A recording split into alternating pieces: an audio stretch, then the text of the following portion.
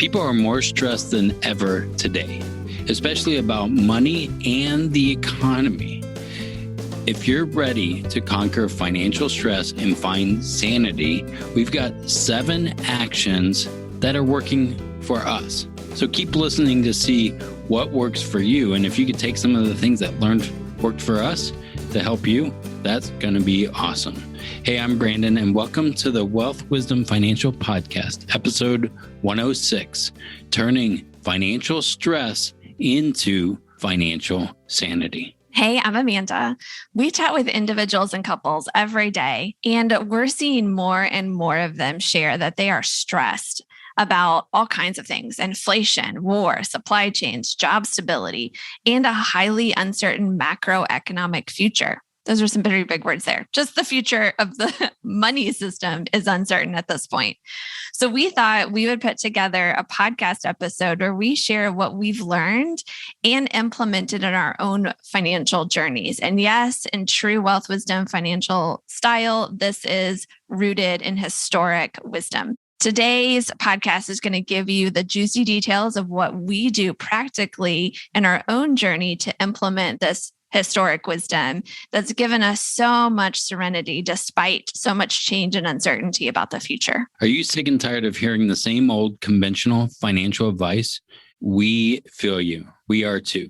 I mean, we're fed up with the same old truisms that fall flat when you get into the unique opportunities and challenges of your specific situation. This show is all about bringing you historic wisdom around building wealth with practical insights on how to apply it to your journey. When conventional financial thinking doesn't get you to where you want to go, you need wealth wisdom. So let's master wealth building together. We're a little late in talking about stress. April was actually Stress Awareness Month in the United States. I didn't know that very well until I was researching for this episode. So you probably missed it too. But I did find that there is this Stress in America survey that they've been doing for years and years, where they just get a pulse on how stressed are Americans. And they conducted one in February of 2022, and they published the results in April during Stress Awareness Month. And here's what they found. 87% of Americans are stressed due to rising inflation in the country. That's up from 59% in August of 2021. So that's like a pretty big increase in the number of people that are stressed, particularly about inflation. Wow, that is huge. Yeah. And then if you just look about overall, they found 65% of Americans responded they were stressed about money and the economy. That's the highest percentage of Americans that are stressed about money and the economy in more than 6 years, which Brandon wanted me to say this. So this is 2022. 6 years ago would have been 2016. We're in an election cycle, pretty big election year.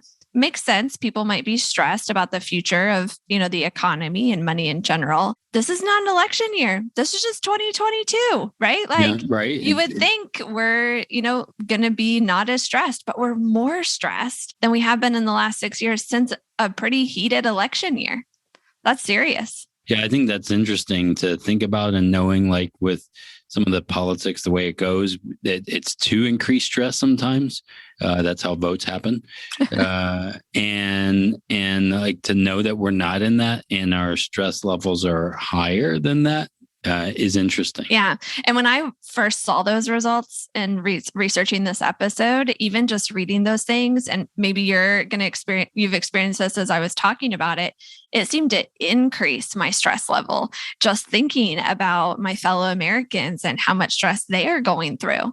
And of course, we hear this stress on almost a daily basis from the individuals that we work with, but also individually and as a couple, we're not immune from that stress either. I mean, after all, we still buy groceries. We still have to fill up the gas tank on our car, just like the rest of Americans. We still put on our pants one leg at a time, that we could be just in that same boat, experiencing way more stress. Yeah. So we thought we'd share some tactics that we use to reduce our financial stress, and reduce being the key word.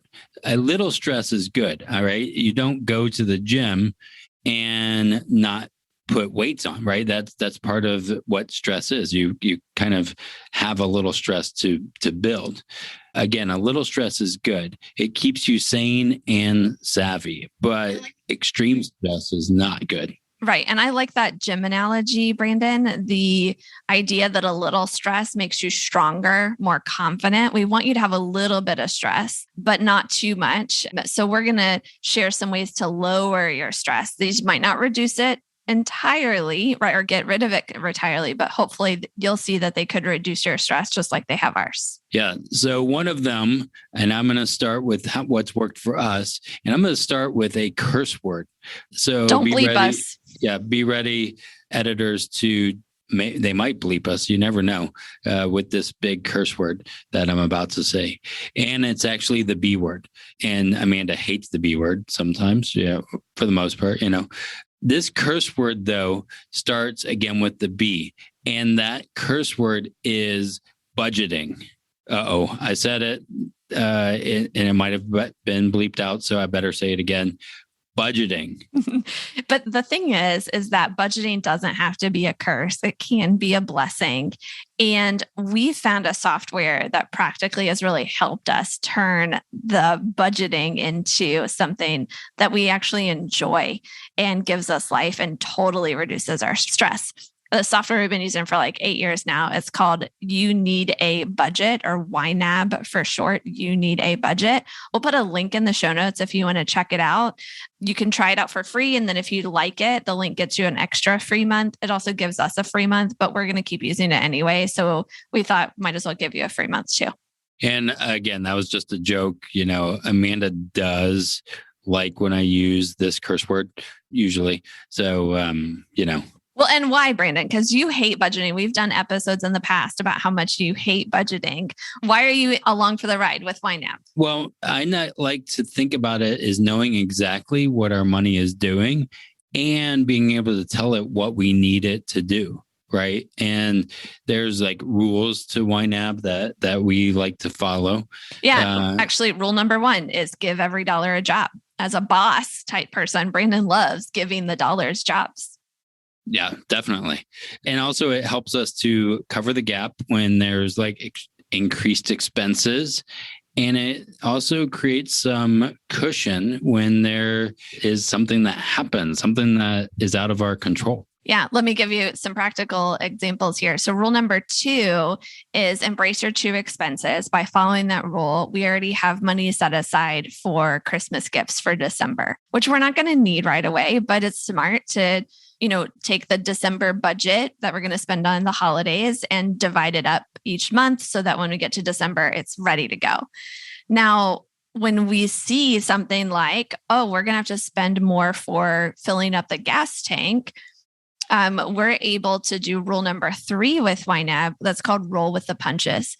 Maybe we're like, you know what? December's kind of far away. We might think of some ways to spend less this holiday season. Maybe some of the other the strategies we're going to share today to reduce our stress we employ to make the holidays fun, but not spend as much money, particularly maybe number 7 when we get there. And so we might say, well, let's go ahead and reduce our December holiday budget and instead put that a little bit extra toward our gas, maybe an extra $10 a month. We're going to shift from one to the other. We're not going to miss $120 when it comes to December. And we got plenty of time to figure out maybe how we replace that. And so what I love about how YNAB does budgeting is it's way less restrictive. You're able and free to roll with the punches that way. In their speak, I actually kind of hate the punch language. I'm a pacifist a little bit, but I can't think of a better way to say when life punches you, you got to be able to roll with the punch and get back to it. Well, and again, I might not want to cut Christmas, might take it from, I don't know, some other part of the budget, right? Like eating out. Yeah, eating out or something. And I think that's for me. And then, we'll get to another thing that helps us figure it out, but actually, it might not be Christmas. So go ahead there, Brandon, because we're about to start a fight. And number 2 is what helps keep us from fighting. Yeah. So if we were in this position, which again, everyone is, right, at some point, especially when it comes to gas prices and things like that, is we have regular money meetings. right? And this can happen with you and your spouse if you're married. If you're a business running a business, doing the same thing, having those regular money meetings is really important. If you're single, you do it by yourself. Yeah. So being on the same page about what we want our money to do for us is important. And again, working through it, even if you're by yourself, reflecting on that and thinking about what you want it to do. So you're not just kind of going through life haphazard. You're kind of thinking about it intentionally. So I'm going to jump in here because I can almost feel a lot of people's hearts go up into their throats thinking about doing a money meeting with their significant other or even by themselves, even like looking at their money. And then if they do look, what do they do? How do they move to a better place? It feels like so much is out of our control. This is where Brandon and I have put together something we call the STILL method, STILL method. And it's actually more like a framework, an agenda that you can bring to these money meetings to be very life-giving and actually joy-filled. And we also recommend totally bring whatever your vice is, right? Have some ice cream, have a latte, wine, whatever it might be to help these money meetings be more enjoyable. And this might also be one of those things that causes a little bit of stress, but overall helps you quash a lot of stress by getting clear on what you want your money to be doing for you and aligning your money with those goals and those priorities. So you can download our STILL method. You can have a PDF you can bring to that meeting or look through yourself in the time that you carve for this. You can get it at stillmethod.com, STILL method.com. We'll put a link in the show notes as well. Yeah. And I would say, I can't say for sure, put a stamp on it. But I bet you if you did this as a married couple, a lot of reasons divorce happens is because of finances, right? Not having that communication there. So I'm wondering long range, if people who implement the STILL method, if it might save marriages. I don't know. I hope so. Yeah. So I think that definitely what we're on to could save a marriage, could save a business, could do a lot of things. And that's why we're so passionate about it. So go to stillmethod.com and download that. And number 3, I think could actually save a lot of marriages too. This tactic that's reduced our stress. Yeah. Having safe liquidity, right? Much more than that $1,000 emergency fund that some financial pundits or gurus say is you need to have a $1,000 emergency fund. Well, especially with the rise in inflation, $1,000 doesn't get you very far.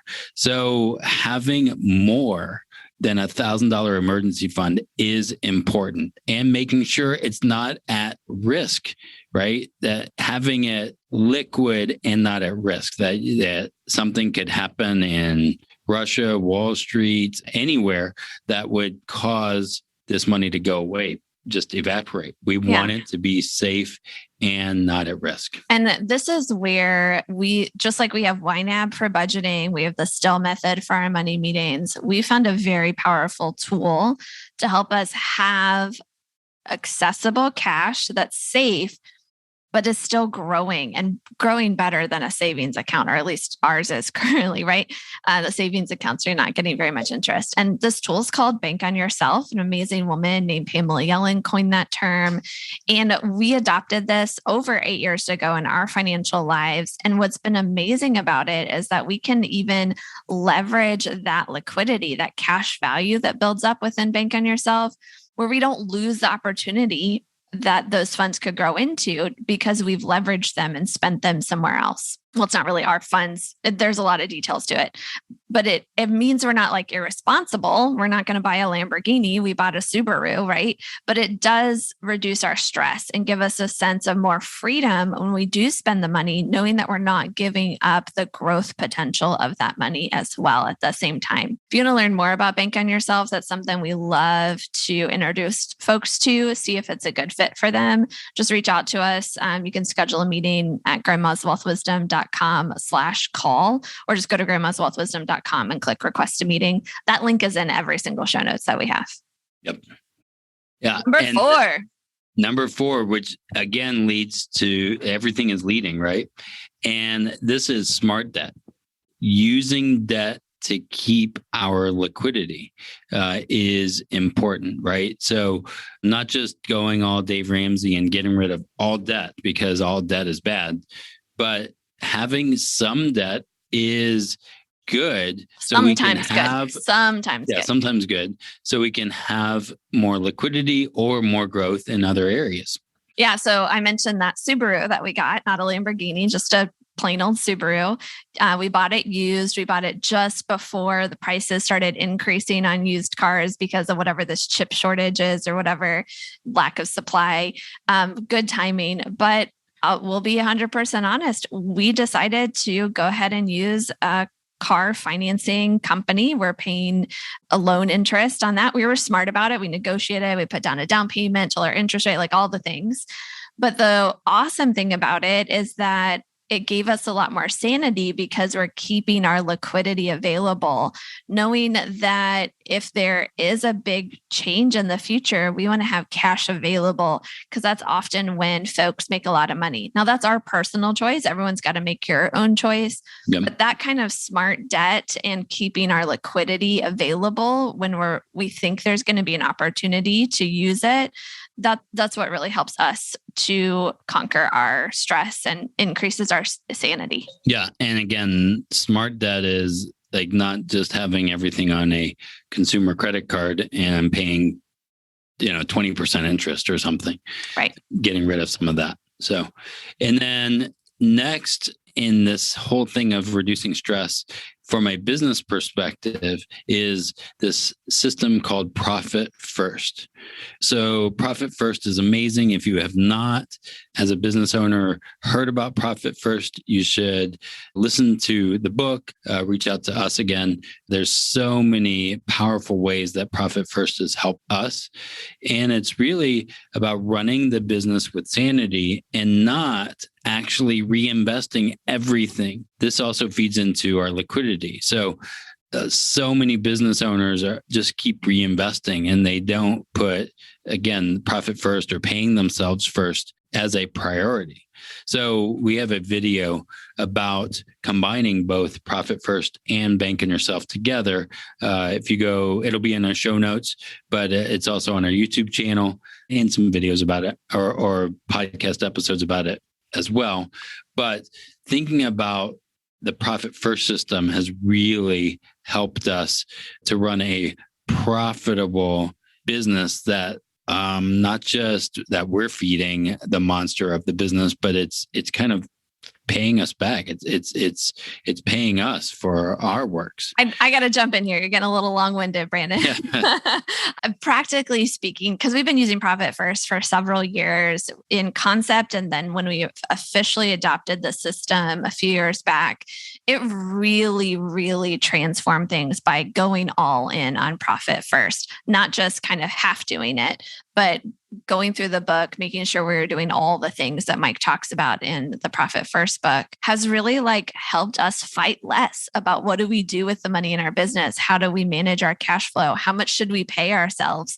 Lots of different things that has reduced our stress because we can just follow the system. And we thought, let's try it. Let's see if it works. Let's see how what it would be like to follow the system for a year. And if it doesn't work, we can throw it out. But if it does reduce our stress, if it does give us more life, then let's use it. And we haven't turned back. It's been amazing for us, particularly when we're trying to decide, do we spend money on X, Y, or Z in our business? Brandon would always say yes. I would always say no. Now we get to pull up our operating expense account and see how much is there and make a better, more informed decision. Yep. And it helps on also paying ourselves and all the other fun stuff, which is important. The sixth way of reducing stress is being open-handed, right? And that means as much as we want to have control of everything and all of that, we don't, right? And so we want to make sure that we're keeping giving a priority. and making sure that we are still doing that part. We're just stewards along the way. It's really not ours. We're just, again, the stewards, and making sure that we put some of that percentage into other things that are part of our lifestyle, or part of serving, I guess. So what this really means is, even with the uncertainty, even with inflation, we haven't touched our giving. We're giving the same amount, a percentage of our income goes there. And then we give a little extra above that. And that's been a really good reminder to us that we're aligning our money with our values. And it's also a good reminder that when there's a lot of uncertainty, when there's a lot of turmoil in the world, that's when more people are going to need help. And our giving is actually going to make a bigger difference right now. And that, altruism isn't 100% just about thinking of others first. It makes us feel better when we're giving and we're keeping that a priority. And so it's not like this selfless thing. In some ways, it's a selfish thing that we're able to think of all the good that our giving is continuing to do in the world. That's much more needed right now than it was even 3 or 4 years ago. Exactly. I think that's exactly right, Amanda. The next one is a hard one for me, and it's a hard one if you're a business owner.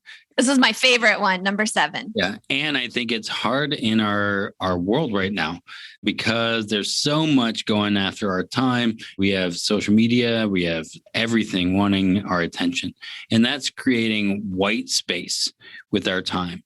So being less busy actually results in less stress. Busy and stress tend to go together. So how do you create a lifestyle or business that has a little less stress? Is put some of those white spaces on the calendar. Like, just as you put down meetings with clients, as you put down driving the kids to all the activities or whatever, putting that white space with your own time where you can have just white space. You might immediately think of, white space. You could do some reading, some walking outdoors in nature, some meditation, whatever might help relieve your stress. But then financially speaking, what I love about white space is that it gives us time to do some DIY projects where we spent more time, but that means we spent less money because we put our own blood, sweat, and tears into it, right? And that's really what I found financially speaking. White space, it gives me more clarity in where I want to go, helps me see different financial moves I can make, blah, blah, blah. But ultimately, it gives me the time to do some fun projects that I want to do and not spend as much money on it because we're able to DIY it ourselves, like some gardening Brandon's doing this year is our example there. Yeah. So now we want to turn it to you. Which one of these do you need more of? I'm going to read through the list, and don't pick all 7. Pick one that you're like, this is what I think could totally help me be less stressed and more sane financially. And then test it out. See if it works. See if it brings you more happiness, more joy, less stress in your life. Okay. The first one, remember the curse word, budgeting. Check out YNAB. You said it again. I did. The second one, money meetings, whether with your significant other or if you're solely in charge of your finances, you make all the financial decisions on yourself, just spending time looking and reflecting on your money using the STILL method, hopefully. Making more safe liquidity, money that's accessible and safe and ready to use. Maybe being smart about debt. The next time you're making a major purchase, weighing the pros and cons of paying cash or using debt, or if you do have a bank on yourself policy, using a policy loan, something like that. Adopting profit first or getting more on board with the full profit first system if you've already started to adopt. And then open-handedness, keeping your giving a priority, making sure that you're continuing to give to a world that needs it and using that to remind yourself that it's not really yours anyway. And then more white space with your time. How might having being less busy, saying no to certain things that you feel like are obligations but aren't really needed, might free up your time to make some financial moves, save some money, increase your income, whatever that kind of looks like, or at least reduce your stress. Now, there's lots of things you could do. You might be feeling overwhelmed and stressed with all the things you could do. Brandon's got a helpful tip to assist you in choosing which one and helping make sure you implement it so that you have that better life you're looking for. Yeah. It's again the plug to the STILL method, right? That STILL method framework works, right? So download stillmethod.com, right, to get that little PDF that's going to help you figure out which way to go, what should work for you or will work, right? As you're learning new information or coming up with fresh ideas, it's difficult to decide what to carry through with and when. So again, we've developed the filter to use when deciding how to move forward towards your goals and your dreams, financial and otherwise. It can be used in all areas, not just in the financial side. It's a free gift for you waiting at stillmethod.com. So go download it today and start connecting with your center for an intentional financial life. And then hit that subscribe button. We'll wait for you. Go ahead and go to stillmethod.com, get your download, come back to us, hit subscribe. Okay. Glad you did it. We're excited for you because next time we're going to be talking about foolish financial advice that most Americans think are true, but they're not. Yeah, and there's quite a few of them. So until next time, keep building your financial confidence, right? And your financial wisdom. We hope you also live long and profit in personal life and in business. The topics presented in this podcast are for general information only and not for the purpose of providing legal, accounting, or investment advice. On such matters, please consult a professional who knows your specific situation. This is thepodcastfactory.com.